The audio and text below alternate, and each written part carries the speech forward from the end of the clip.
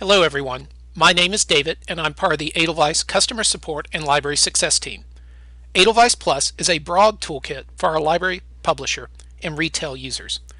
One of the greatest features of the site is you can choose to focus on the tools that are most relevant to your work. I'm going to cover one of those tools for librarians today, the ISBN versus Family View. I am using a test account to demo this. Your library's view may be a bit different, and it's likely to include a better selection of titles and more contemporary data. These two different views are most apparent in your Analytics tab. You can get there from your home screen by clicking on Analytics in your top menu bar. Then they're most visible in your Analytics tab under the most popular titles and the not yet released title tools in the upper right corner of both these lanes. So here you can see it right here. We're currently looking at the ISBN view. The ISBN view shows the exact edition of a title that are circulating the best. That means if this ISBN of The Stranger in the Lifeboat is circulating the best, it will populate into this list. Your library could hold a reinforced library binding edition or a trade paperback, but the graph will show you don't own a popular title if you are using the ISBN view and it's looking for this specific ISBN. You can view what editions or versions are held by your library by selecting more information for a specific title to see if the library holds another version. You can get there by hovering over any of these cover images and clicking on the yellow arrow that appears. And then going to your ILS data. So here we can see that this library does hold different versions of this title, just not this specific ISBN. That's a pretty good representation of how stark a tool the ISBN view is. It makes it clear what specific version or edition your library holds in its collection. That's not always the best option for libraries because of titles that are perennial classics or award winners. There are always those titles where libraries are more concerned with having a copy available rather than the newest edition or the latest version with a movie tie-in cover. That brings us to the Family View. Family refers to a group of items, each with a unique individual ISBN. They're linked as being an equivalent representation of the same work.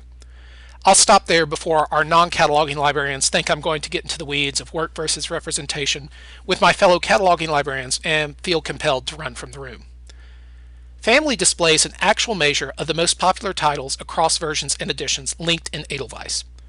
With this view enabled, you can select the not owned or orange portion of the pie graph to see what popular titles are not included in your collection in any version or edition.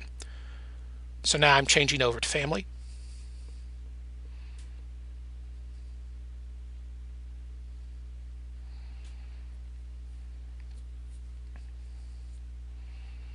And looking at what I truly do not own. So from our last display, we can see Frederick Bachman's Anxious People is still with us. I'm going to view more title information and look at the ILS data to see that this library truly has no copies of this title. There's also a slightly different version of this if you go to View Titles in Grid. If we viewed this in the ISBN view, it would just be a list of the ISBNs. But here we can see much more relevant data because we can look and see what other versions we may have. It's a much more comprehensive list. If there was a copy in your collection, it would also show you your circulation data and other information in the far right-hand tab. And if I go to view more information here, let's say that I know that I want this in my collection. I'm going to click on this drop-down menu right here, and I'm going to say that I know I want a hardcover version for my collection. If I went to ILS data, I could add this to a plan. Adding a title to an action plan can be used to organize a replacement copy order for something that was damaged or is high circulation and just needs to be refreshed. It's also a great way to organize some quick collection development if you just want to grab those popular titles that maybe you missed. You can find out more information about this feature on our knowledge base for librarians. There's also one other thing I want to cover today. If in viewing your analytics screen, you have uncovered that there's a title display here we think that you do not have, but you know is included in your collection. If you will hover over one of these, you'll see that there's an option to say, we have this. You may have discovered a gap in the family mapping for a title if there is this kind of disconnect in your data. If you'll just click on this "We have this" option, our team will get an email. We'll do the required research and see what may be happening.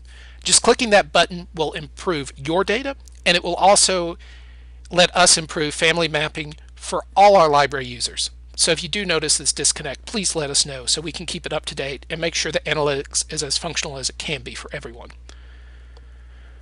I also want to remind everyone you can change the data you're looking at for either of these tools by clicking on this gear icon right here. So we've been looking at top 100 titles across US libraries in the last 6 months. You can change the time period, you can change the number of titles. You can also move from looking at library information to US indie booksellers.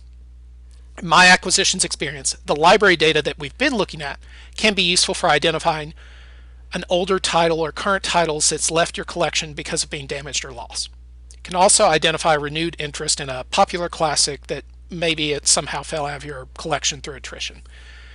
Your US indie data can help your selection team look for those forthcoming titles that may be growing in importance, especially if there's interest in titles from a pending movie or television release, a book club selection, or one of those ever popular NPR book review segments. That's all from me today. I want to thank everyone for watching this video. Please reach out to us at support@abovethetreeline.com if you need any further assistance or encounter any problems. We're here to help you and ensure you can make the most of your Edelweiss experience. Thank you.